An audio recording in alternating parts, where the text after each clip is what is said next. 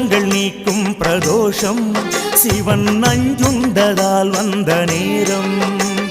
நாம் செய்த தீவினைகள் யாவும் அந்த பிறை சூடன் அருளாலே தீரும். நாரணன் விடையாக நந்தியின் கொம்பிடையில் சிவனாடும் நேரம் இது. சிவன் வரும் சுகமான நேரம் இது.